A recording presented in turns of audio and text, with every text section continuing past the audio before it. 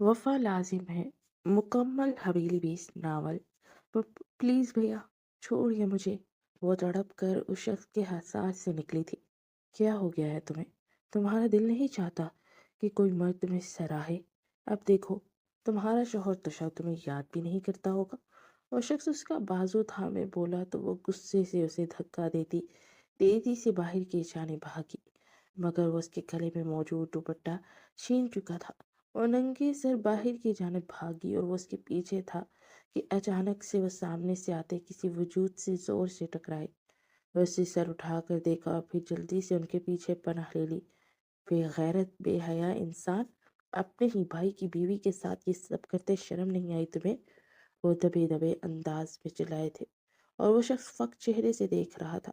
पीछे ही उसकी बीवी भी उसको नजर आई, जो कि खूनखान निगाहों से उसे देख रही थी।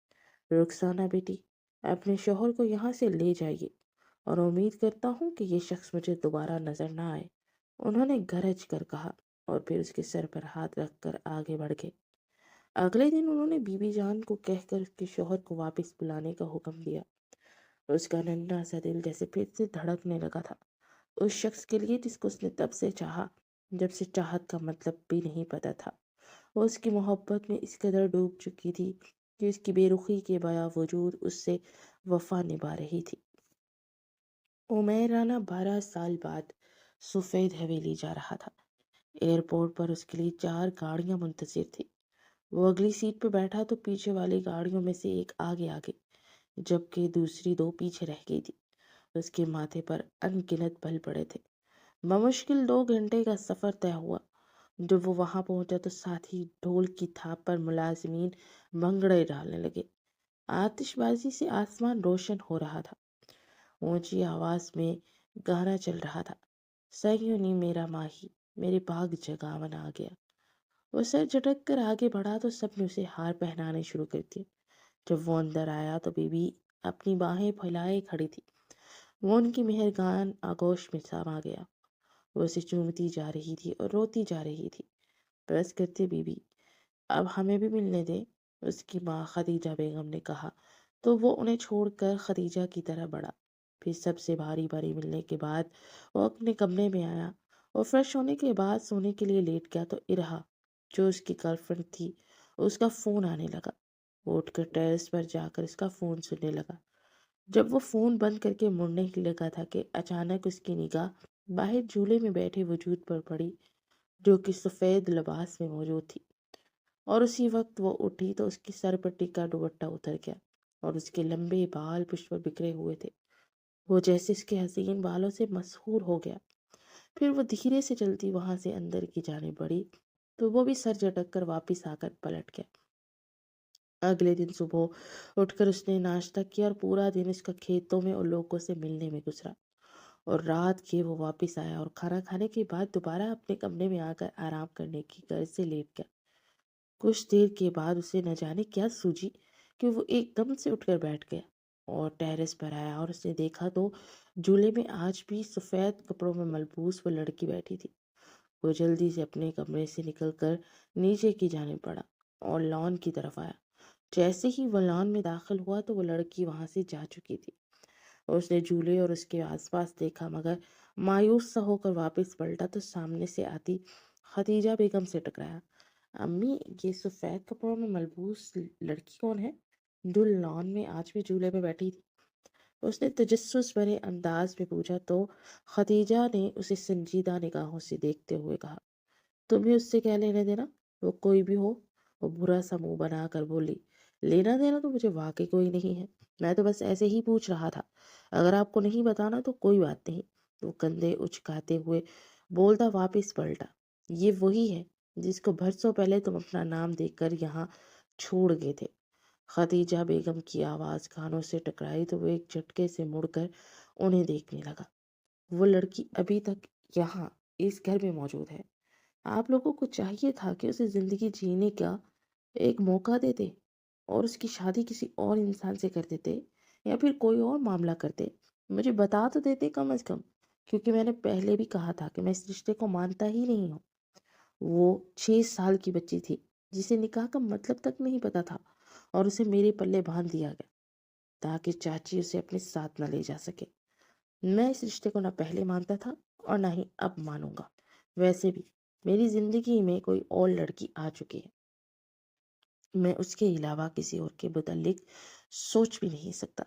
وہ سرتوس پاٹ لہجے میں بولتا جا رہا تھا اور خدیجہ بیگم اسے آنکھیں پھاڑ پھاڑ کر دیکھ رہی تھی۔ ہائے ربا، یہ کیا کہہ رہا ہے تو؟ اب اس بچی کا کیا ہوگا؟ وہ تیز لہجے میں بولی۔ چھوٹے چاچو کے 2 بیٹے ہیں، ان میں سے کسی سے بیاہ دیں اسے۔ وہ لاپرواہی کا مظاہرہ کرتے ہوئے بولا۔ وہ تمہارے نکاح میں ہے، بے شرم انسان۔ اور طلال اور موسیٰ کا رشتہ تمہاری دونوں بہنوں صبا اور عالیہ سے طے ہو چکا ہے، تو تم اپنی یہ بکواس اپنے پاس ہی رکھو۔ جب واپس لندن جاؤ تو لے جانا، پھر چاہے اسے میری طرف سے وہاں مار کر ہی پھینک دینا۔ لیکن ایک بات کان کھول کر سن لو، طلال اور موسیٰ میرے داماد بنیں گے۔ میں اپنی بیٹیوں کو کسی اور وٹیرے کے یہاں نہیں بھیج سکتی۔ اپنے گھر کے بچے ہیں تو اپنے سامنے اپنی بیٹیوں کو رکھنا چاہتی ہوں۔ باقی وہ تمہاری بیوی ہے، تو تمہیں اس کے ساتھ کیا کرنا ہے اور کیا نہیں، مجھے اس بات سے کچھ بھی لینا دینا نہیں۔ جب واپس جانے لگو تو اسے ساتھ لے کر جانا۔ میں اب اسے یہاں مزید برداشت نہیں کر سکتی، کیونکہ موسیٰ ویسے بھی اس میں کافی دلچسپی لے رہا تھا۔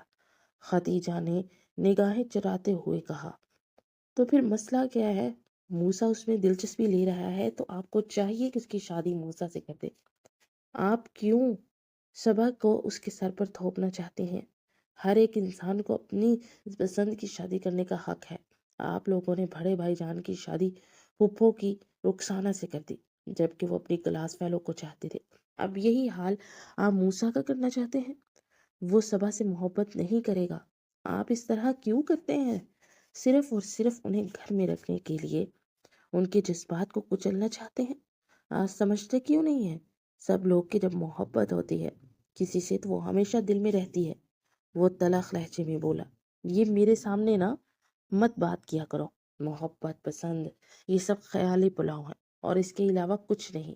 انسان کی جب شادی کسی سے ہو جاتی ہے نا تو وہ دونوں ایک دوسرے کے ساتھ رہنے لگتے ہیں، تو خود بخود گسر بسر بھی ہونے لگتی ہے۔ زندگی گسر بسر کا ہی نام ہے۔ کیا مجھے اور تمہارے باپ کو محبت نہیں ہوئی ایک دوسرے سے؟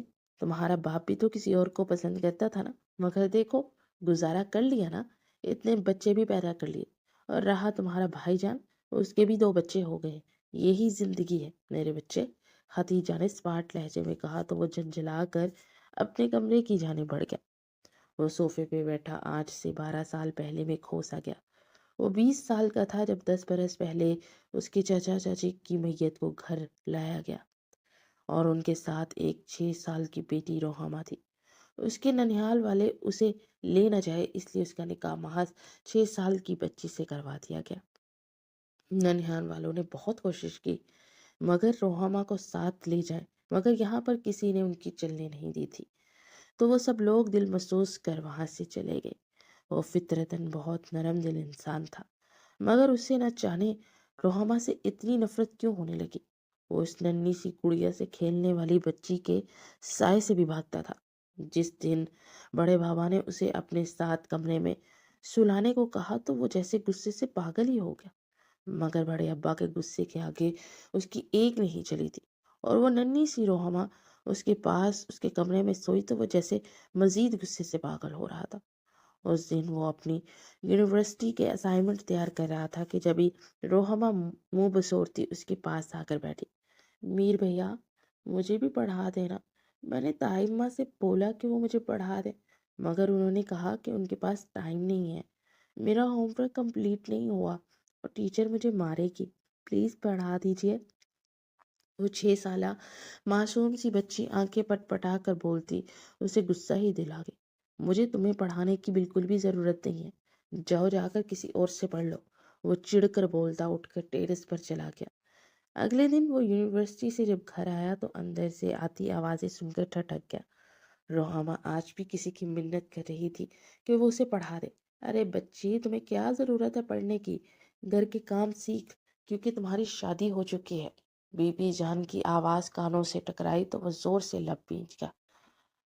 ہم ایسا نہیں کر سکتے نا بی بی، ماما نے بولا تھا کہ ہمیشہ پڑھنا چاہیے تاکہ آپ مشکل حالات میں مقابلہ کر سکیں۔ پڑھنے والا بہت اسٹرانگ بن جاتا ہے اور مجھے بہت زیادہ اسٹرانگ بننا ہے۔ وہ معصومیت بھرے لہجے میں بول رہی تھی۔ مر گئی ہے تمہاری ماں اور اس کے خیالات بھی اس کے ساتھ دفن ہو چکے ہیں۔ زیادہ سوچنے کی ضرورت نہیں ہے، جاؤ جا کر سگرا کے ساتھ کچن میں برتن دھلاؤ، بی بی جان نے بیزاری بھرے لہجے میں کہا تو وہ ننھی سی گڑیا سر جھکائے اٹھ کر کچن کی جانب بڑھ گئی۔ وہ دل ہی دل میں کوڑتا ہوا اندر داخل ہوا۔ مجھے اسکالرشپ مل رہی ہے اور میں لندن جا رہا ہوں۔ اگلی صبح اس نے گویا سب کے سروں پر دھماکہ ہی کیا تھا۔ اور جو تمہاری بیوی ہے اس کا کیا کرنا ہے؟ اس کے باپ نے پوچھا۔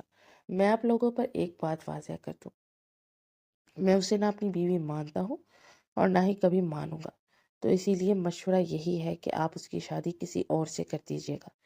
جب وہ بڑی ہوگی، اور اتنے چھوٹے بچے کا بنا رضامندی کے نکاح ویسے بھی ہوتا ہی نہیں ہے۔ وہ سرد و سپاٹ لہجے میں بولتا سب کو شاکڈ کر گیا۔ پھر سب کے لاکھ منع کرنے کے باوجود وہ ہائر اسٹڈی کے لیے لندن گیا تو واپس ہی نہیں آیا۔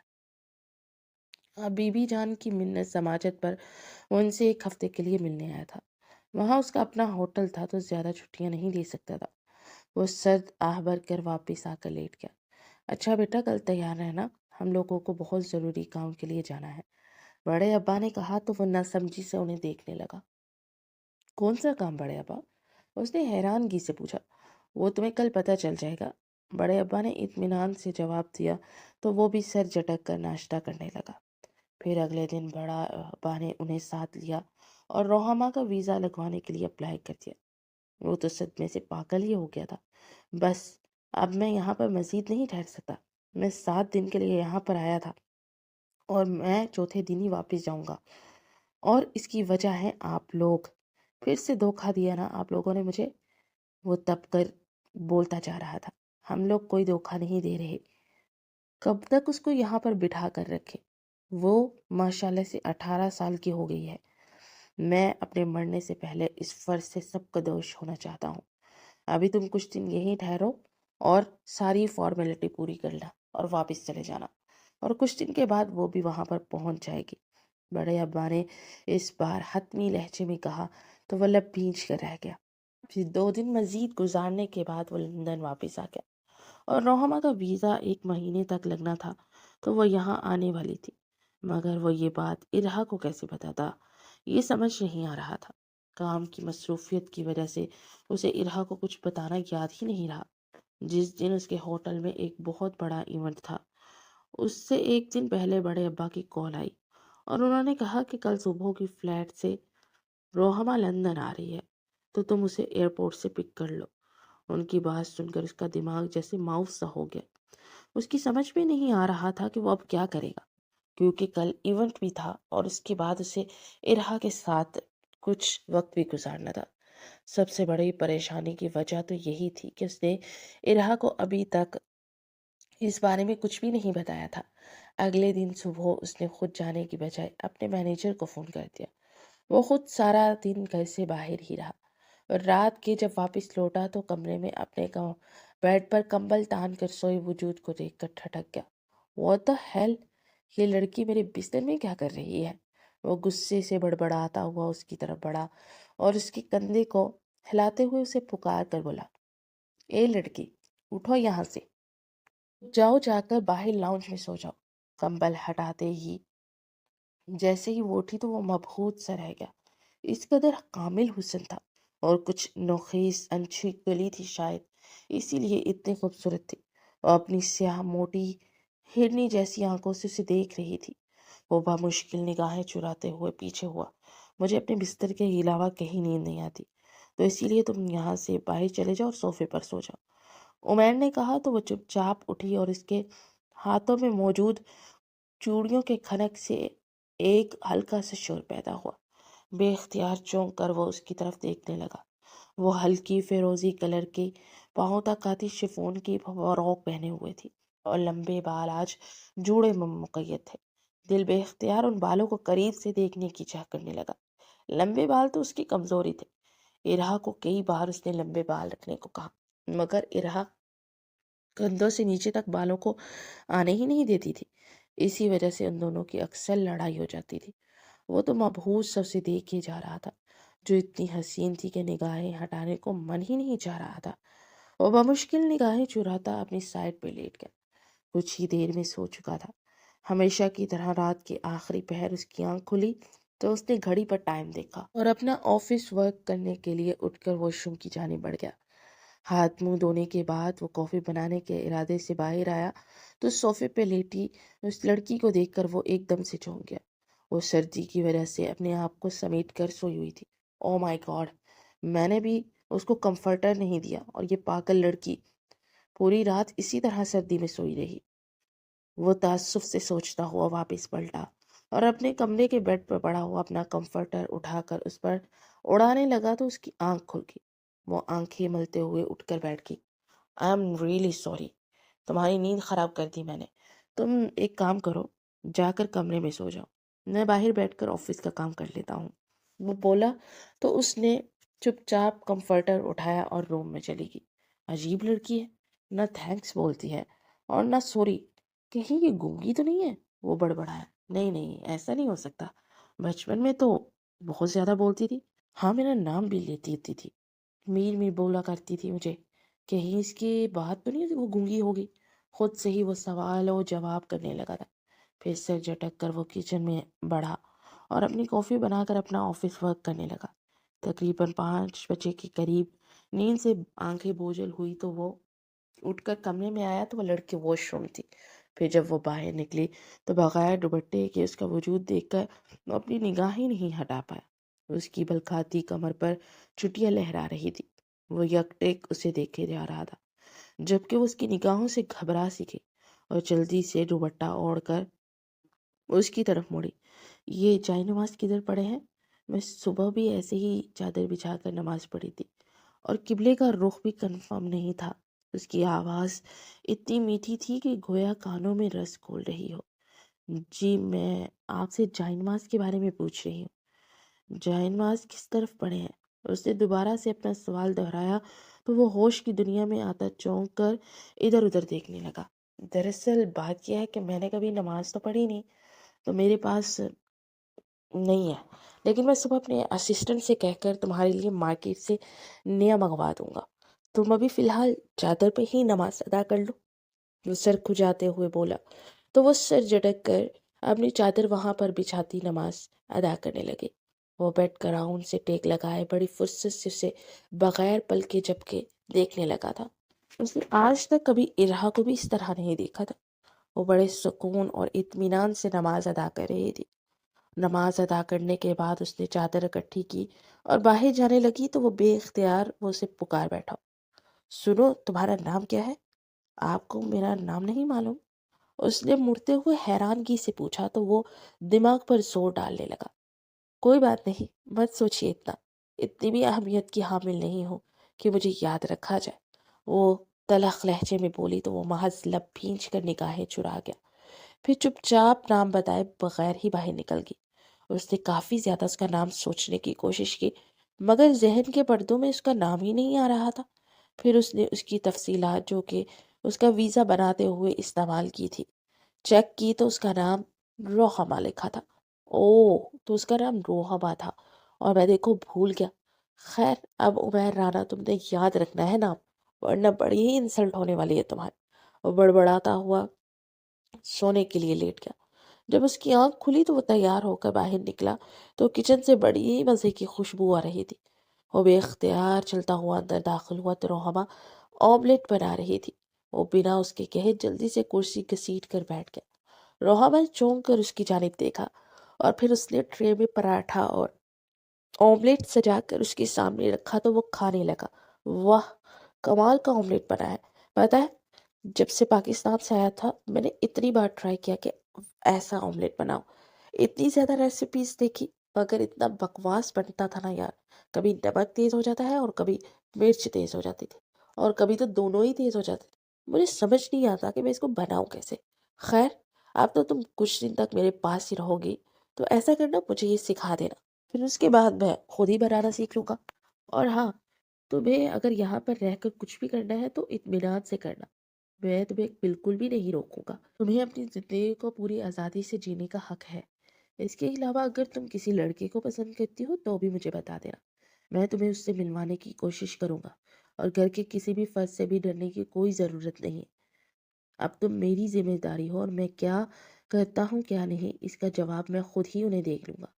اور ہاں، ہمارے درمیان ڈیورس بہت جلد ہو جائے گا، تو میں خود تمہارے لیے اس لڑکے کا رشتہ لینے جاؤں گا۔ وہ نان سٹاپ بنا اس کی طرف دیکھے بولتا جا رہا تھا۔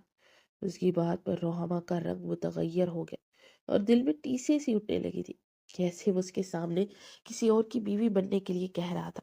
وہ تو ایسی بات تصور میں بھی نہیں سوچ سکتی تھی۔ اس نے تو 12 سالوں میں اسی کا انتظار کیا تھا، اور جب انتظار ختم ہوا تو اسے معلوم ہوا کہ وہ تو اسے پسند ہی نہیں کرتا، بلکہ وہ یہ رشتہ صرف اور صرف مجبوری کا تھا۔ میں کسی لڑکے کو پسند نہیں کرتی، اس نے اپنے تاثرات پر قابو پاتے ہوئے سنجیدگی سے جواب دیا۔ اوکے، اگر اب تم پسند کرنا چاہے ہو تو مجھے کوئی پرابلم نہیں ہے۔ ہاں، تمہیں میری کسی اور سے شادی کرنے سے پرابلم تو نہیں ہوگی؟ میں نے بے اختیار پوچھا، تو وہ استہزائیہ انداز میں ہنستے ہوئے بولی، اس سے کیا فرق پڑتا ہے کہ مجھے پرابلم ہے یا نہیں؟ اگر میں کہوں بھی کہ مجھے پرابلم ہے تو آپ نے کون سے شادی کرنے کا ارادہ کینسل کر دینا ہے؟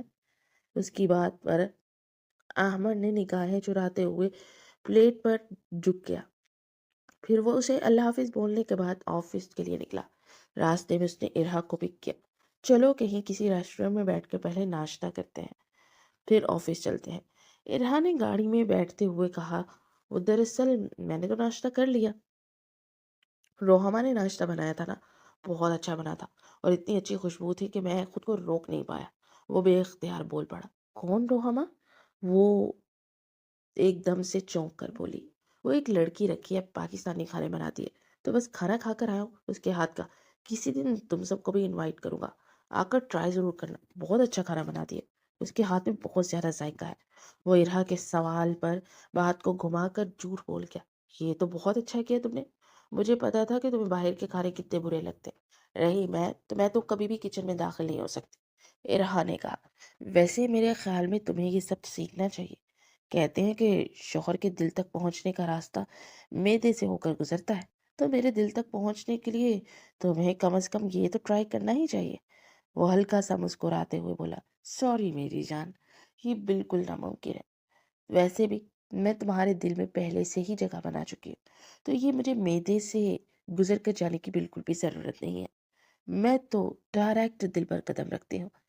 ارہا نے متکبرانہ انداز میں کہا، ہاں ویسے یہ بھی بات حقیقت ہے، ویسے یہ جو قدم تم نے میرے دل پر رکھا ہے نا، یہ تو تم نے اپنی یہ صلاحیتوں کی وجہ سے رکھا ہے، تم نے جس طرح محنت کی، میرے بزنس کے لیے بہت کچھ کیا۔ وہ ہلکا سا مسکراتے ہوئے بولا، تو وہ بھی جواباً مسکرا دی۔ پھر کچھ دیر کے بعد وہ اپنے کام میں مصروف ہو گیا۔ شام کو جب وہ آفس سے گھر آیا تو پورے گھر کا نقشہ ہی بدلا ہوا تھا، ہر طرف صفائی اور سلیقہ دکھ رہا تھا، دل میرے سے سکون سے اترا تھا۔ وہ کمرے میں آیا تو ہر چیز اپنے ٹھکانے پہ موجود تھی۔ وہ واش روم میں گیا تو اس کا باتھ روم وہاں پر موجود نہیں تھا۔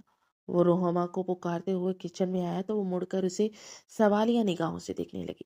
یہ میرا باتھ روم کہاں ہے؟ اس نے پوچھا۔ واش روم میں پڑا تھا تو مجھے لگا کہ یہ دھونے والا ہے، تو میں نے اسے دھو دیا۔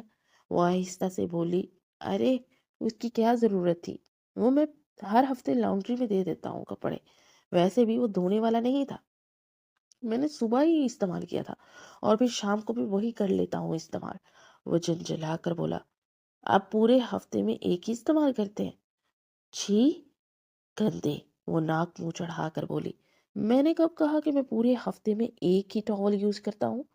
ایسا کچھ نہیں ہے، میں نے یہ کہا صبح کو یوز وہی کیا تھا اور شام کو بھی وہی آ کر یوز کر لیتا ہوں۔ وہ انتہائی جھلائے ہوئے لہجے میں بولا، اللہ اللہ، اس سے پہلے جو آپ نے کہا کہ میں ہفتے بعد لانڈری میں دے کر آتا ہوں، تو اس کا مطلب کیا ہوا کہ پورے ہفتے یوز کرتے ہیں نا، پھر لانڈری میں جاتا ہوگا، پھر دھل کر آتا ہوگا۔ وہ منہ بنا کر بولی، او گاڈ، چپ کرو لڑکی، کل تمہارے آنے سے پہلے میں نے لانڈری میں کپڑے بیچ دیے تھے، جن میں سے میرے 7 باتھ روب بھی تھے، اور یہ 8واں زائد ہوتا ہے جو کہ میں آج کے دن پہنتا ہوں، اور کل صبح صبح میرے کپڑے لانڈری سے آ جائیں گے، اور پھر میں انہیں کل سے یوز کرنا شروع کروں گا۔ آئی سمجھ میں بات؟ وہ وضاحت پیش کرتے ہوئے بولا، جی آ گئی ہے سمجھ۔ اب آپ ایسے ہی نہا لیجیے کیونکہ وہ تو ابھی گیلا ہی ہوگا۔ وہ اطمینان بھرے انداز میں بولتی اپنا کام کرنے لگی۔ ارے ایسے کیسے نہا سکتا ہوں، مجھے نہانے کے بعد باتھ روم پہننے کی عادت ہے، وہ جھنجھلا کر بولا۔ آج اگر آپ یوز نہیں کریں گے نا تو کچھ بھی نہیں ہوگا، آپ نہانے کے بعد اپنا سوٹ پہن لیجیے گا، دیکھیے گا کوئی بھی قیامت نہیں آئے گی، وہ طنزیہ لہجے میں بولی تو وہ آنکھیں سکیڑ کر اسے دیکھنے لگا۔ بہت شکریہ آپ کے مشورے کے لیے، لیکن میں جب تک خود کو ڈرائی نہ کر لوں تب تک میں کپڑے نہیں پہنتا۔ مجھے ہمیشہ سے ہی ایسے نہانے کے بعد باتھ روب پہننے کی عادت رہی ہے، وہ سخت کوفت بھرے لہجے میں بولا۔ بال جس سے رگڑ دینا آپ کا وہ ٹاول کافی بڑا ہے، اس سے جسم خوش کر لیجیے گا، قسم سے ہو جاتا ہے، وہ ہنوز تنزیہ لہجے میں بولتی جا رہی تھی۔ عمیر نے اب کی بار اسے غصے سے دیکھا۔ مجھے اس طرح دیکھنے سے کچھ نہیں ہوگا، آپ کو جو کرنا ہے کیجیے، خیر اب کرنا تو پڑے گا ہی۔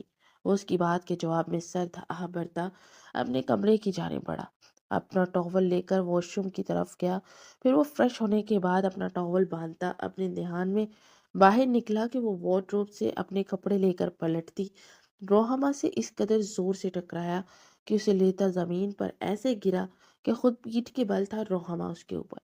وہ ہڑبڑا کر جلدی سے اس کے اوپر سے اٹھنے لگی، مگر دوبارہ سے پھسل کر وہ اس کے اوپر گری اور اس کے لب سینے پر عین دل کے مقام پر ٹکرائے تو عمیر رانا کو ایسا محسوس ہوا کہ ایک بھر کی رمق پورے وجود میں دوڑ گئی ہو اور ہاتھ بے اختیار اس کی کمر کے گرد لپٹا تو وہ گھبرا کر پھر سے اٹھی تو عمیر کا ہاتھ مضبوطی سے کمر کے گرد تھا، اسی وجہ سے وہ دوبارہ سے اس کے اوپر گری اور اب کی بار اس کے لبوں سے لبر ٹکرائے تو عمیر کی دھڑکنوں میں انتشار سا پیدا ہوا۔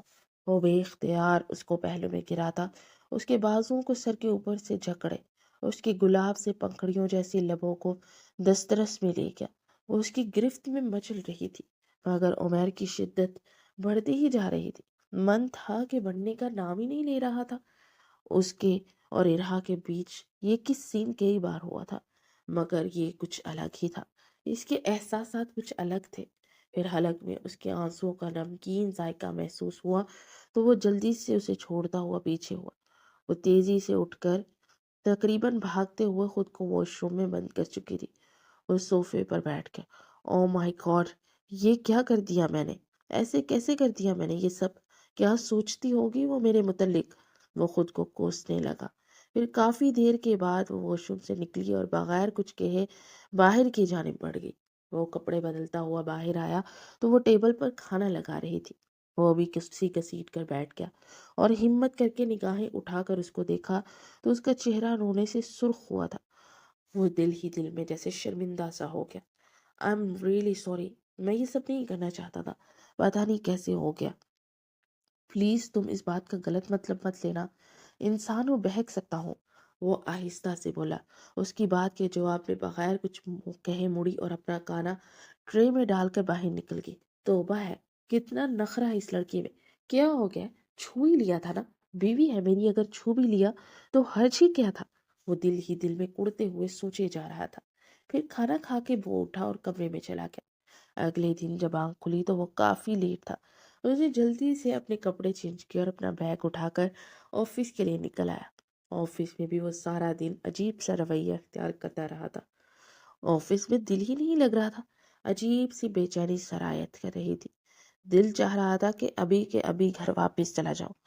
آخر تمہارا دھیان کدھر ہے، تم سے کب سے بات کرنے کی کوشش کر رہی ہوں، ارہا نے اس کا کندھا ہلاتے ہوئے غصے سے کہا تو وہ چونک کر اس کی طرف دیکھنے لگا۔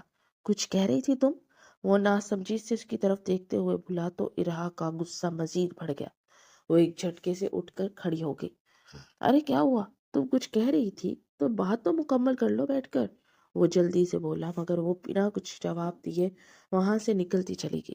میری بات تو سنو ارہا یار، میرا دماغ بہت الجھا ہوا تھا، سر میں شدید درد تھی، اس لیے میں تمہاری بات نہیں سن پایا، وہ اس کے پیچھے آتے ہوئے بولا تو وہ مڑ کر اسے دیکھنے لگی۔ تم مجھ سے کچھ چھپا رہے ہو کیا، اگر ایسی کوئی بات ہے تو پلیز بتا دو مجھے، بعد میں پتہ چلی نا تو میں چھوڑوں گی نہیں تمہیں، وہ اسے دھمکی دیتے ہوئے بولی تو عمیر اس کے انداز پر وہ بھڑک ہی اٹھا تھا اور دونوں کے درمیان وہاں ایک جھگڑا شروع ہو چکا تھا۔ وہ غصے سے وہاں سے چلی گئی۔ وہ شام سے اسے منانے کے لیے ایک کیفے میں لے آیا تھا۔ تو کیا لوگی؟ اس نے مینیو کارڈ دیکھتے ہوئے پوچھا۔ تم یہ سب چھوڑو اور اب مجھے یہ بتاؤ کہ تمہارا آج سارا دن دھیان کدھر تھا؟ آج تم بالکل بھی اپنے کام پر توجہ نہیں دے پا رہے تھے۔ تمہاری پریزنٹیشن بھی بہت زیادہ الجھی ہوئی تھی۔ مسٹر کاگر امپریس ہی نہیں لگ رہے تھے۔ وجہ بتاؤ مجھے، ارہا نے مینیو کارڈ چھینتے ہوئے کہا۔ یار کوئی وجہ نہیں ہے، بس سر درد ہے، بتایا تو تھا نا تمہیں، وہ نگاہیں ملائے بغیر بولا۔ اوکے سب چھوڑو، اب یہ بتاؤ نیکسٹ ویک جو پارٹی ہے اس میں ہمارے ریسٹورنٹ کی اسپیشل ڈش پاکستانی مانگ رہے ہیں، تو وہ تمہاری جو شیف تم نے پاکستان سے بلوائی ہے، تو کیا وہ بریانی بنا پائے گی؟ ارہا کی بات پر وہ چونک گیا۔ اتنی بریانی کیسے بنائے گی وہ؟ ارہا وہ چھوٹا موٹا کام کرتی ہے، وہ جلدی سے بولا۔ ہم نے وہ بریانی صرف مسٹر کاغر اور ان کی سٹاف کو ہی سرو کرنی ہے، 2-3 کلو کافی ہوگی، اور اتنی تو وہ بنا ہی سکتی ہے نا۔ تم جانتے ہو نا کہ وہ پہلے ہی تمہاری پریزنٹیشن سے سیٹسفائیڈ نہیں ہے۔ اگر انہیں ان کی پسند کا مینیو نہ ملا تو یہ نہ ہو کہ وہ ہم سے یہ ایونٹ ہی چھین لیں، سو پلیز اسے کہو کہ وہ یہ کرے۔ ارہا نے کہا، چلو ٹھیک ہے، میں بات کر کے دیکھتا ہوں، پھر تمہیں بتاتا ہوں۔ وہ اپنی کنپٹیاں دباتے ہوئے بولا، مجھے لگ رہا ہے کہ تمہارا واقعی میں سر بہت درد کر رہا ہے، تو ایسا کرو جا کر گھر میں آرام کرو کچھ دیر، پھر اس کے بعد ہم اس کے بارے میں ڈسکس کریں گے۔ ارہا نے کہا تو وہ بنا کچھ کہے اٹھ کر کھڑا ہو گیا۔ وہ گھر پہنچا تو روحما ہمیشہ کی طرح خود کو کسی کام میں الجھائے ہوئے تھی۔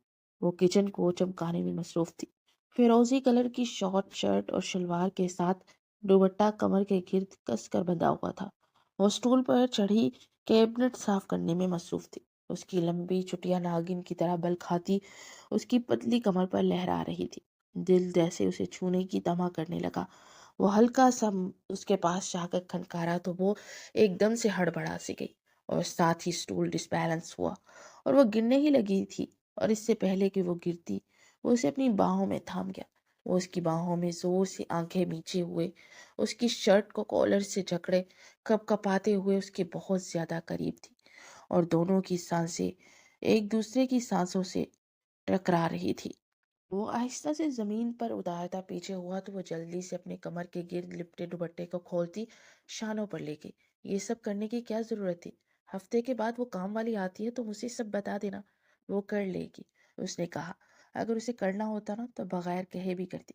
اتنا گند ہے آپ کے گھر میں، مجھے تو دیکھ دیکھ کر الجھن ہو رہی تھی۔ کوئی چیز کسی جگہ پر نہیں ہے، ویسے بھی مجھے یہ سب کرنے کی عادت ہے، میں فارغ نہیں بیٹھ سکتی، وہ تیز لہجے میں بولی۔ کام والیاں تو پھر ایسے ہی کام کرتی ہے نا، اب میں نے اس سے کبھی نہیں کہا کہ یہ کر دو وہ کر دو، اور نہ ہی میں کسی کے کام میں دخل اندازی دیتا ہوں۔ وہ سر جھٹک کر بولا تو وہ بغیر کچھ کہے اپنا باقی کا کام نپٹانے لگی۔ کچھ دیر تک اسے دیکھتا رہا کہ وہ اس سے کوئی بات کرے گی، مگر پھر وہ مایوس سا ہو کر اپنے کمرے کی جانب بڑھ گیا۔ کپڑے چینج کرنے کے بعد وہ جب آ کر بیٹھا تو اسی وقت روحامہ اس کے لیے گرما گرم چائے لے آئی۔ تھینک یو سو مچ، مجھے اس کی بہت زیادہ طلب محسوس ہو رہی تھی، وہ اسے تشکر بھری نگاہوں سے دیکھتے ہوئے بولا۔ وہ واپس پلٹنے لگی تو عبیر نے ایک دم سے اسے پکارا، سنو روحامہ، پلیز یہاں 1 منٹ کے لیے بیٹھنا، مجھے تم سے بہت ضروری بات کرنی ہے۔ وہ بغیر کچھ بولے فرما برداری سے چپ چاپ اس کے سامنے سر جھکا کر بیٹھ گئی۔ ایکچولی میں ایونٹ پلانر ہوں، مطلب لوگوں کے ایونٹس پارٹیز وغیرہ آرگنائز کرتا ہوں۔ مسٹر کاغر کے بیٹے کی شادی اور وہ بہت زیادہ بڑے پیمانے پر ہے، جو کہ ہمارے لیے سب سے بڑا پروجیکٹ ہوگا، تو وہ ہماری کچھ ڈشز وغیرہ چکھنا چاہتے ہیں، تو کیا تم پلیز بریانی بنا دو گی؟ پلیز؟ عبیر نے التجائیہ انداز میں پوچھا۔ جی کر دوں گی، مجھے کوئی پرابلم نہیں ہے، وہ سر جھکائے ہوئے آہستہ سے بولی۔ تھینک یو سو مچ، تم فکر مت کرو، تمہیں اس کی پیمنٹ ضرور ملے گی، تم ایک طرح سے یہ جاب کر رہی ہو میرے لیے، میں تمہیں اس کی پیمنٹ کر دوں گا، عبیر نے کہا تو اس نے نگاہیں اٹھا کر اسے دیکھا اور آہستہ سے بولی، نہیں مجھے اس کی ضرورت نہیں ہے، میں نے ان پیسوں کا کیا کرنا ہے؟ وہاں گھر میں بھی مجھے بڑے بابا اور دایا ابو سب کچھ لا کر دے دیتے تھے، یہاں پر آپ لا دیتے ہیں تو کوئی ضرورت نہیں ہے۔ وہ آہستہ سے بولتی ہوئی اٹھ کر کھڑی ہو گئی۔ اس کے جانے کے بعد عامر نے ان 3-4 دنوں کے بارے میں سوچا تو اسے یاد آیا کہ اس نے ان 3-4 دنوں میں ایک بار بھی نہیں پوچھا کہ اسے کسی چیز کی ضرورت ہے کہ نہیں، یا اسے کوئی چیز پسند ہے۔ وہ تو اس کے متعلق کچھ بھی نہیں جانتا تھا۔ उसे शर्मिंदगी सी महसूस हुई। फिर उसने दिल में इरादा बांध लिया कि वो जब तक उसकी ज़िंदगी में है उसकी हर किस्म की ज़रूरियत को पूरा करेगा। पूरा हफ्ता गुजर चुका था। वो उसे शॉपिंग के लिए कहता रहा मगर वो हर बार ना कह देती थी। इसीलिए उसने एक काम किया था कि उसने बड़े अब्बा को फ़ोन करके उसके लिए कुछ ड्रेसेस वगैरह मंगवा लिए थे, जो कि उसका दोस्त जो कि पाकिस्तान से आया था आज ही लेकर आया था। उसे शॉपिंग बैग देते हुए बोला, ये मैंने बड़े अब्बा से कह के मंगवा लिए थे कुछ कपड़े। तुम्हें उन्हीं की पसंद पहनना अच्छा लगता है ना? उनमें से कोई भी सूट रख लेना तुम, और वहाँ किचन से जब फारिग होगी तो फ्रेश होकर कोई भी ड्रेस वगैरह पहन लेना। वो अपने ध्यान में जल्दी से बोला तो वो एकदम से चौंक गई। हम कहीं जा रहे हैं क्या? उसने झिझकते हुए पूछा। हाँ, वो तुम्हें बताया था ना कि इवेंट के लिए बिरयानी बनानी है, तो वहीं जा रहे हैं। भूल गई क्या? नहीं, मैं आपका काम कैसे भूल सकती हूँ? मुझे लगा था कि घर में ही बनानी है। उसकी बात के जवाब में जल्दी से बोली, नहीं स्वीट हार्ट, मुझे तुम्हें होटल लेकर जाना है, वहां तुम स्टाफ के साथ मिलकर काम करोगी। यहाँ अकेली तो तुम खप जाओगी। खैर, बाकी की बातें रास्ते में बताऊंगा। मैं बाहर वेट कर रहा हूँ। जल्दी से अपनी चीजें उठाओ, नीचे आ जाओ। 10 मिनट है तुम्हारे पास। वह कहकर उसकी सुनने बगैर ही नीचे की जाने बढ़ गया। वो कहकर खुद तो बाहर निकल गया, मगर रोहमा का दिमाग उसके स्वीट हार्ट पर ही थम गया था। स्वीट हार्ट तो तब उस शख्स को बोलते हैं ना जो दिल के बहुत करीब होता है। तो उन्होंने मुझे क्यों बोला? वो उलझते हुए सोचे जा रही थी। फिर वो उसकी बात याद आने पर जल्दी से अपना एक ड्रेस पकड़कर उसके पीछे भागती हुई आई। मैं कितनी गंदी बनी हुई थी। आपने मुझे ऐसे ही लेकर जाना था क्या बाहर? मुझे कपड़े तो कम से कम चेंज करने देते। वो गाड़ी में बैठते हुए इंतहाई झल्लाए हुए अंदाज में बोली थी। अरे तुम कौन सा किसी फैशन शो में जा रही हो या किसी दावत पे जा रही हो कि तुम्हें इतना तैयार होना है? वहाँ सब काम निपटाने के बाद कपड़े चेंज कर लेना। खैर अच्छा, अब एक बार मैं तुम्हें बता दूं, वहाँ किसी को ये मत बताना कि तुम मेरी बीवी हो, प्लीज। अब की बार आमिर की बात पर उसके चेहरे की रंगत ही बदल गई। फिक्र मत कीजिए, मैं अपना तारुफ करवा कर आपको शर्मिंदा नहीं करूंगी। मैं जानती हूँ कि मेरा साथ आपके लिए शर्मिंदगी का बायस है। मुझ जैसी सीधी सादी लड़की आप जैसे इंसान की बीवी हो ही नहीं सकती। वो तलख लहजे में बोली तो उस पर घड़ों पानी ही गिर गया। तुम मुझे गलत समझ रही हो, मेरा ये मकसद नहीं था।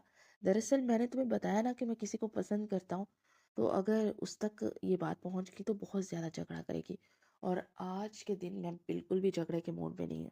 वो जल्दी से उसे एक्सप्लेन करने लगा, मगर वो खुद भी हैरान था कि वो उसे वजाहतें क्यों पेश कर रहा है। आपको मुझे किसी भी किस्म की सफाई देने की ज़रूरत नहीं है। मैं अपनी औकात और अपनी हैसियत को अच्छे से जानती हूँ। मुझे बिल्कुल भी बुरा नहीं लगा। बचपन ही से तो ये सहती आ रही हूँ। वो इस्तेहज़ाइया अंदाज में बोली तो उसका टूटा बिखरा सा लहजा उसे तड़पा सा गया। न जाने उसके आंसू उसकी तकलीफ से उसे क्यों फर्क पड़ रहा था। सॉरी, मैं तुम्हें हर्ट नहीं करना चाहता था, वो लब चबाते हुए बोला। इट्स ओके, वो स्पार्ट लहजे में कहती विंडो से बाहर देखने लगी। वो लब बींच के गाड़ी चलाने लगा था, मगर साथ ही गाहे बगाहे उसको भी देख रहा था, जो कि खोई खोई सी बाहर के नज़ारों को देख रही थी। कुछ ही देर में वो होटल पहुंच चुके थे। वहां पहुंचकर उसे स्टाफ के साथ उसने किचन में भेज दिया। उसने सबके साथ मिलकर जल्दी से सब कुछ मैनेज कर लिया था। वो न सिर्फ बिरयानी बना चुकी थी, बल्कि मीठे में उसने आइसक्रीम केक भी बनाया था। उसने कुछ कुकिंग कोर्स किए हुए थे, तो स्टाफ के साथ कॉन्टिनेंटल फूड बनाने में भी मदद कर रही थी। कुछ देर के बाद उमैर अंदर दाखिल हुआ और सब डिशेस चखने के बाद रोहामा की जाने मुड़ा। सो अमेजिंग यार, मेरा तो दिल चाह रहा है कि तुम्हें अपने होटल की स्पेशल शेफ बना लो। सुपर्ब, वो आंखें मीच कर उसकी तारीफ किए जा रहा था, और रोहामा के दिल में जैसे सुकून सा उतर रहा था। ये मेरी मेहमान है, तो आप इसे स्पेशल रूम में पहुंचा दीजिए, वहां ये अपने कपड़े चेंज कर लेगी। अपने मैनेजर से बोलता उसकी तरफ बोलता, रोहमा, आप प्लीज़ इनके साथ जाइए और जाकर कपड़े वगैरह चेंज करें। अगर आप आराम करना चाहती हैं तो कुछ देर आराम भी कर लीजिएगा। वो नरम लहजे में बोलता पलटने ही लगा था कि फ्रेश सी इरहा अंदर दाखिल हुई। ओह, तो ये है वो लड़की, ये तो काफ़ी ज़्यादा खूबसूरत है। इरहा ने चुपती हुई निगाहों से देखते हुए कहा, तो वो लब भींच कर रह गया। वो बगैर कुछ बोले मैनेजर के साथ रूम में चली गई थी, और इरहा सब मेहमानों को अटेंड करने लगी थी। कुछ देर के बाद मिस्टर कागल के होने वाले बहू और बेटी की एंट्री थी, मगर इसी वक्त लाइट्स ऑफ हो गई। रोहमा ने स्पेशल रूम में जाकर शावर लिया और फिर वो फ्रेश होने के बाद अपने लंबे बालों को सुलझाकर कमर पर डाले नीचे की जाने पड़ी। वो सीढ़ियों के पास आई ही थी कि अचानक से लाइट्स ऑफ हो गई। उसका दिल बंद सा होने लगा था, मगर उसी वक्त स्पोर्ट्स लाइट्स उस पर पड़ी तो वो घबरा कर इधर उधर देखने लगी। उमर तो मबहूत सा उसे देख रहा था। ऐसा लग रहा था कि आसमान से कोई अप्सरा उतरी हो। बाकी सब भी उसे ही देख रहे थे। हटाओ ये लाइट्स, ये स्पोर्ट्स लाइट मिस्टर कागल की बेटी और बहू पर मारनी थी, मगर तुम लोग किस पर मार रहे हो? पागल बेवकूफ लोगों! इरहा स्टाफ पर बरस पड़ी तो उन्होंने जल्दी से स्पॉट लाइट बंद की और साथ ही पूरे हॉल की लाइट्स ऑन हो गई। रोहमा घबरा कर तेजी से पलटकर वहां से चली गई। उमर को एकदम से सब फीका फीका सा महसूस हुआ। कौन थी ये लड़की मिस्टर उमर? मिस्टर कागल ने पूछा।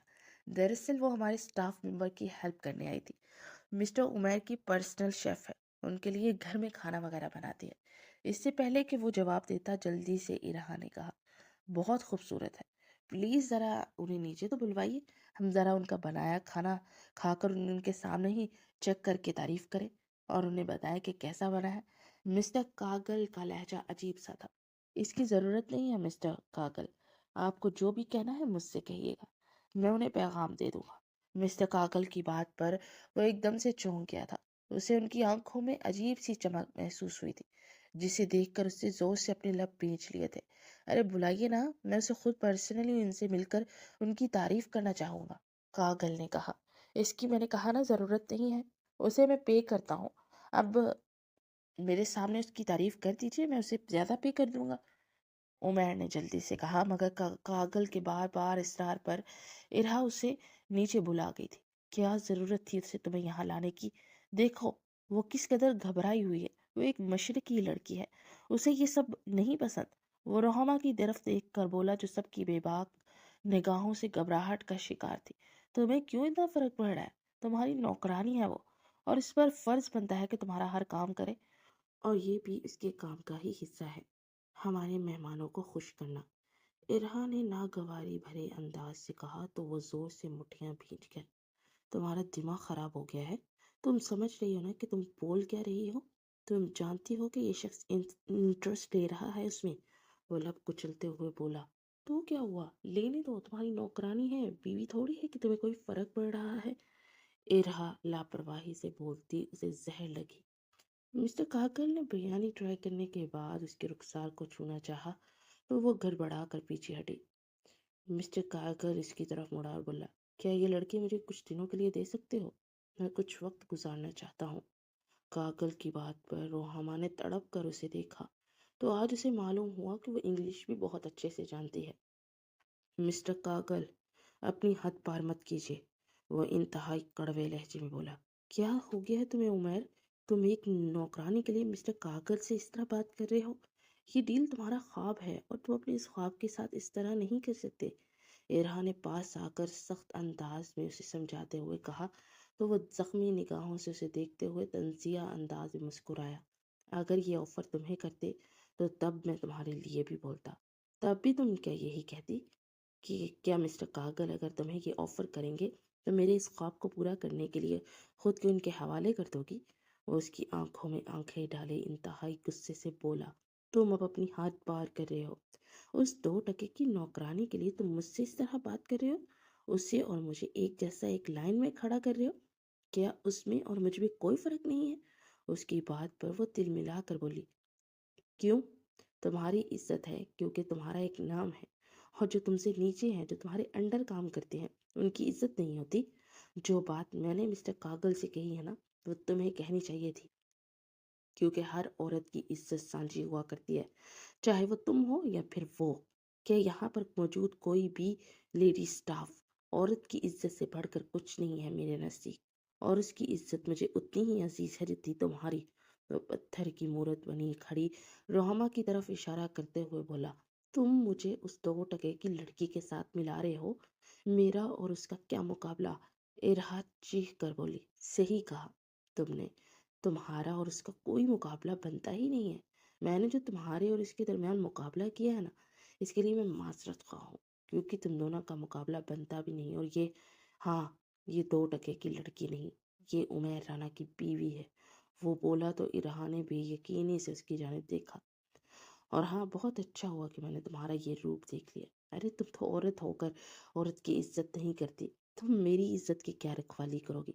आज से मेरा और तुम्हारा हर किस्म का रिश्ता खत्म ही समझो, वो चीख कर बोला। और इरहा ने फटी फटी निगाहों से उसे देखा।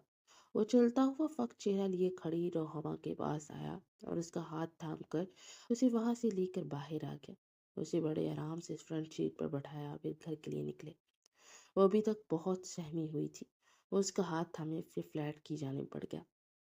वो अंदर आकर सोफे के साथ लगी जमीन पर बैठ गई। रोहमा, तुम ठीक हो? उसके पास बैठते हुए पूछने लगा तो वो जख्मी निगाहों से उसे देखती एक झटके से उठकर खड़ी होती अंदर की जाने पड़ी।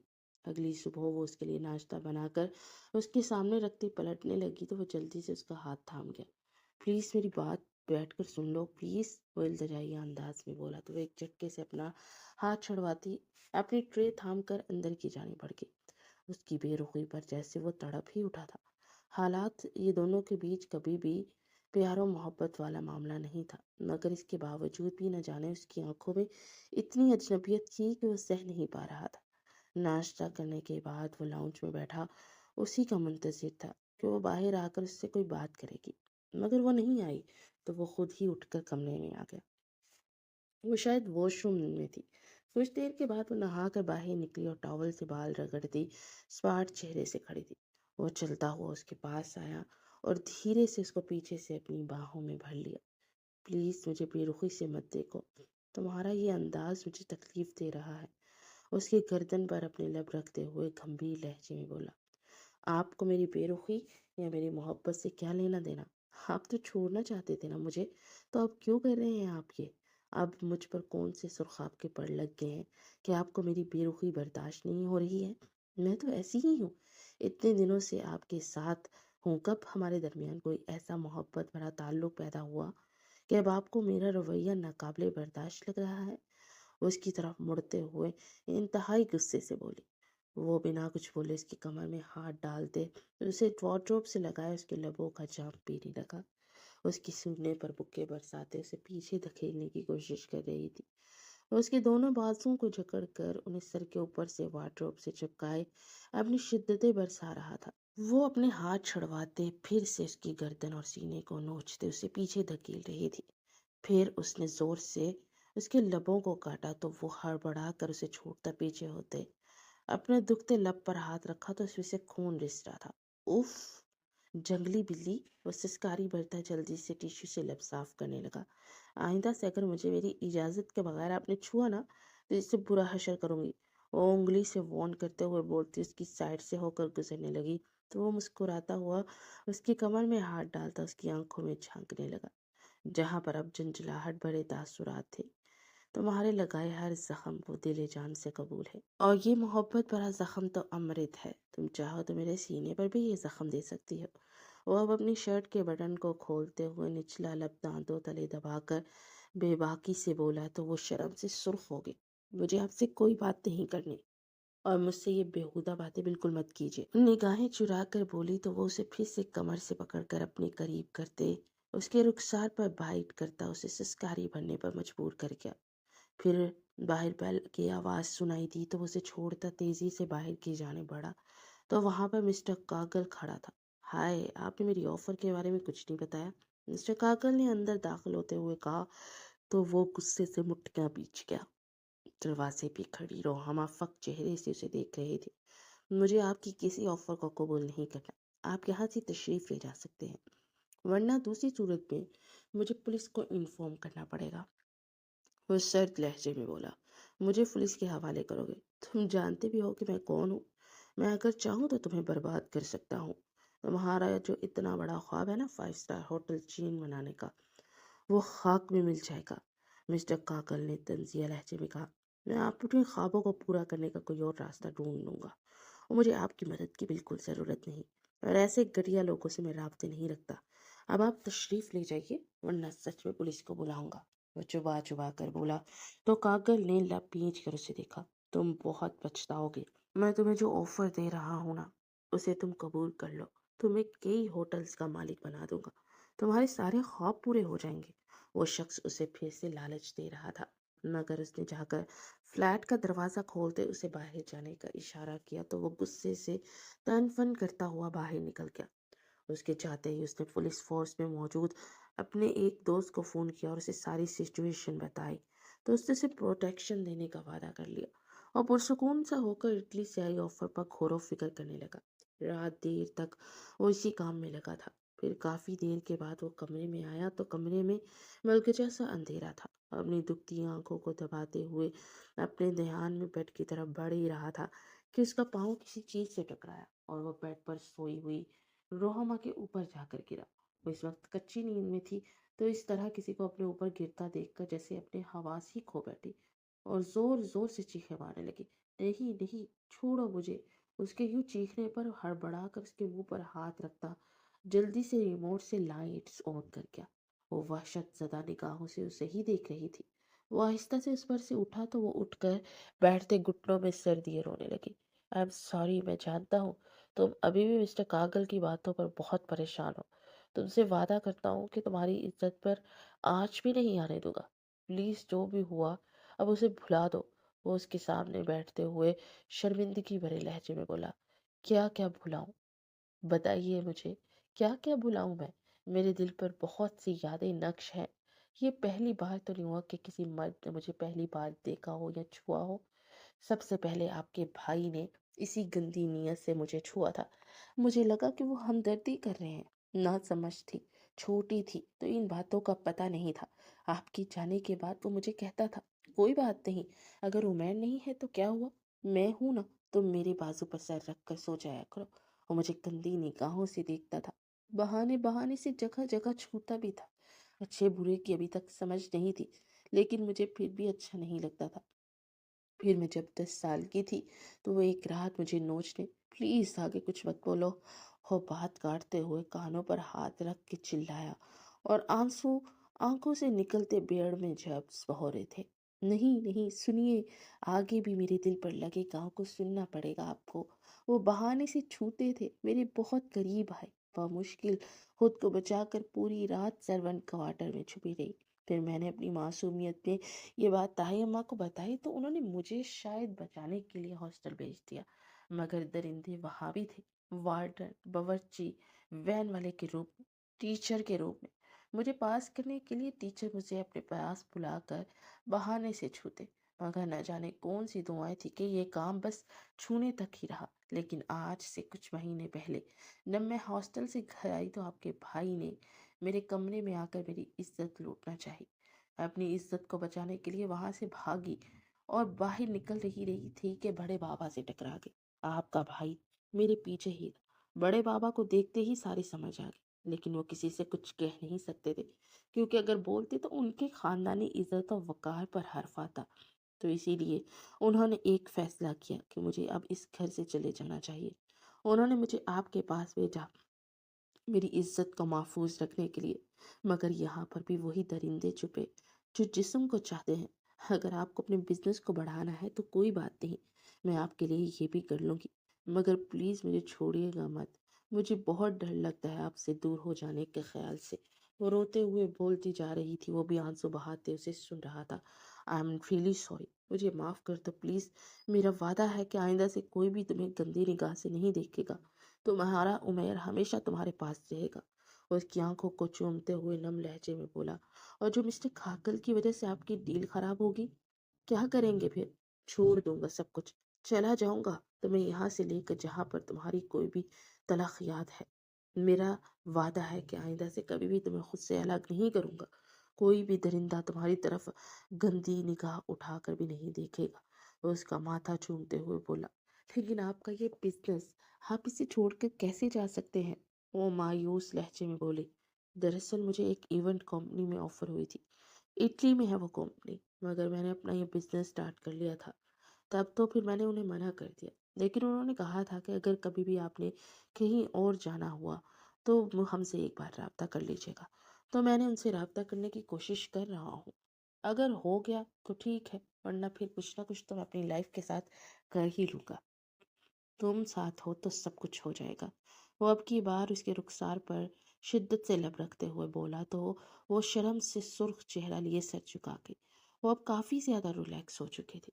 اب میرا دل بہت بے ایمان ہو رہا ہے، کیا تمہیں چھو سکتا ہوں؟ شاید میرے بے قرار دل کو قرار مل جائے۔ وہ اس کا ہاتھ اپنے سینے پر رکھتے ہوئے بولا تو وہ سرخ چہرے سے دیکھتی اپنی پلکیں جھکاتی اسے اجازت دے گی۔ وہ رات بھر اس پر شدتیں برساتا جا رہا تھا، وہ بھی اس کی قربت میں پگھلتی جا رہی تھی۔ اس کے محبت بڑے لمس سے جیسے برسوں سے اس کے گائل وجود کو راحت ملی تھی۔ پھر اگلے دن ارہا نے اسے آ کر لاکھ سمجھایا کہ وہ اپنی ایونٹ کمپنی کو سنبھالے، مگر اس کی سوچ تو اٹک چکی تھی کہ وہ اب یہاں پر نہیں رہے گا، اور وہ جب ایک بار فیصلہ کر لیتا تھا پھر وہ کبھی بھی اپنے فیصلے سے پیچھے نہیں ہٹتا تھا۔ 1 مہینے کے اندر اندر اس نے اپنے سارے انتظامات وہاں کروا لیے تھے۔ اٹلی پہنچی تو وہاں ایئرپورٹ پر دونوں اطراف سے بہت ساری ستائشی نگاہیں اٹھی۔ وہ حجاب میں بہت معصوم اور پروقار دکھ رہی تھی۔ آج اس کا ہم سفر ساتھ تھا تو لوگوں کی نگاہوں کو دیکھنے کا انداز ہی بدل گیا تھا۔ سچ کہتے ہیں کہ عورت کو ہمیشہ مرد ہی بناتا ہے۔ اس کا شوہر اس کا ساتھ دے تو دنیا کی کوئی بھی ہوس بھری نگاہ اسے چھو بھی نہیں سکتی۔ اسی لیے تو باپ کے بعد عورت کا محافظ اس کا شوہر ہوتا ہے۔ اگر اس کا شوہر اس سے لاپرواہ تھا تو دنیا اسے نوچنے کی تھی، مگر آج وہی دنیا ان کے ساتھ ہونے پر انہیں رشک بھری نگاہوں سے دیکھ رہی تھی۔ کچھ عرصے کے بعد وہ دونوں عالیہ اور صبا کی شادی اٹینڈ کرنے گئے۔ عمیر کا تو اپنے بڑے بھائی کو دیکھ کر جیسے خون کھولنے لگا تھا۔ دل چاہ رہا تھا کہ اس کی جان لے لے، مگر ان کے بچے جوان ہو رہے تھے اور وہ ایز اے فادر بہت اچھا باپ تھا اور اپنے بچوں کا ہیرو بھی۔ روحما نہیں چاہتی تھی کہ وہ ایک باپ کو ہیرو سے زیرو بنائے، کیونکہ بنا ماں باپ کی زندگی کیسی گزرتی ہے وہ اچھے سے جانتی تھی۔ اس کے منع کرنے کی وجہ سے وہ اپنا غصہ تو دبا گیا۔ انہوں نے آتے ہی کچھ دیر آرام کیا اور شام کو لوگ چائے پینے لاؤنج میں بیٹھے ہوئے تھے کہ اچانک سے روحما کا جی متلایا اور وہ منہ پر ہاتھ رکھے باہر کی جانب بھاگی۔ وہ بھی پریشان سا اس کے پیچھے پیچھے باہر آیا۔ تم ٹھیک ہو میری جان؟ اس کے پاس بیٹھتے ہوئے محبت بھرے لہجے میں بولا۔ جی عمیر جی، بس پتہ نہیں دل بہت کچا کچا سا ہو رہا ہے۔ وہ سر تھامے بولی۔ دل کچا ہو رہا ہے؟ کب سے بیٹا؟ بوڑھی ملازمہ نے پاس آ کر پوچھا، جو کہ دائمہ بھی رہ چکی تھی۔ روحما اپنی ساری سچویشن بتانے لگی تو وہ اسے لے کر اندر آئی اور کمرے میں آ کر چیک کرنے کے بعد وہ باہر آئی تو اس کے چہرے پر ایک مسکراہٹ تھی۔ مبارک ہو، جلد ہی ایک نیا مہمان آنے والا ہے۔ دائمہ کی بات پر گویا سفید حویلی کی در و دیواریں پھر سے خوشیوں سے مہکنے لگی تھی۔ شادی سے فارغ ہونے کے بعد وہ اٹلی کے لیے واپس نکلنے ہی لگے تھے کہ بڑے بھائی جان کمرے میں داخل ہوئے۔ وہ شرمندہ سے سر جھکائے کھڑے تھے۔ میں بہک گیا تھا، مجھے معاف کر دو۔ کچھ میری پسند کی شادی نہیں ہوئی تھی، شاید اسی لیے میں اس طرح کی حرکتیں کرنے لگا تھا۔ رخسانہ بہت اچھی بیوی صحیح، لیکن وہ مجھ سے عمر میں کافی زیادہ بڑی ہونے کی وجہ سے مجھے اس میں کسی قسم کی کشش محسوس نہیں ہوتی تھی۔ لیکن کچھ عرصہ پہلے میرا ایکسیڈنٹ ہوا تو میری بیوی نے دن رات میری خدمت کی اور مجھے احساس ہوا کہ میں کتنا غلط تھا۔ میرے حصے میں اس کی وفا تھی اور میں اس کے بدلے میں وفا دینے کے اس سے بے وفائی کرنے لگا تھا۔ وہ میری حرکتیں جاننے کے باوجود بھی مجھے معاف کر کے اپنی وفا نبھا رہی ہے۔ میں بہت شرمندہ ہوں۔ وہ ہاتھ جوڑ کر احساس ندامت سے بولتے جا رہے تھے۔ بہت اچھی بات ہے کہ آپ شرمندہ ہیں۔ میں تو آپ کو زندگی بھر معاف نہیں کروں گا، کیونکہ میں نے ہمیشہ آپ کو ایڈلائز کیا، مگر آپ کس طرح کے انسان نکلے۔ ٹھیک ہے، مان لیا کہ آپ کی محبت سے آپ کی شادی نہیں ہوئی، لیکن ایک معصوم بچی کے ساتھ، چھی! آپ نے سچ ہی کہا، آپ نے واقعی بھابھی کو وفا کے بدلے میں وفا نہیں دی۔ میں نے دیکھا ہے آپ کا سلوک بھابھی کے ساتھ، کس طرح آپ ان کے ساتھ جانوروں جیسا رویہ رکھے ہوئے تھے، مگر اس کے باوجود وہ اف تک نہیں کرتی تھی۔ معافی ہم سے نہیں، جا کر اپنی بیوی سے مانگیے اور پاؤں دھو دھو کر پیجیے کہ ایسی وفادار بیوی ملی ہے۔ میاں بیوی کا رشتہ وفا پر ہی قائم ہوتا ہے، وفا نہ ہونا تو وہ رشتہ بے معنی ہوتا ہے۔ کسی اور کا رشتے کا تو مجھے پتہ نہیں، مگر اس رشتے میں وفا لازم ہے۔ آپ سے بھی ریکویسٹ ہے کہ آپ آئندہ سے جتنی زندگی جئیں تو اس وفا کو لازم ہی سمجھیے۔ باقی میں زبان سے یہ کہہ رہا ہوں کہ میں آپ کو معاف کر چکا ہوں، لیکن میرا دل ابھی بھی بہت کڑوا ہے آپ کی طرف سے۔ میں دعا کرتا ہوں جب ہماری دوبارہ ملاقات ہو تو یہ تلخی کچھ حد تک ختم ہو چکی ہو۔ اب آپ جا سکتے ہیں۔ وہ اسپاٹ لہجے میں بولا تو وہ کندھے جھکائے وہاں سے نکل گئے۔ وہ پلٹ کر اپنی زندگی کی طرف پلٹا جو کہ نم آنکھوں سے مسکراتے اسے ہی دیکھ رہی تھی۔ وہ اس کے قریب جا کر اسے اپنی باہوں کے حصار میں قید کرتے ہوئے آنکھیں موند گیا۔ ختم شد۔ چینل سبسکرائب ضرور کیجیے گا۔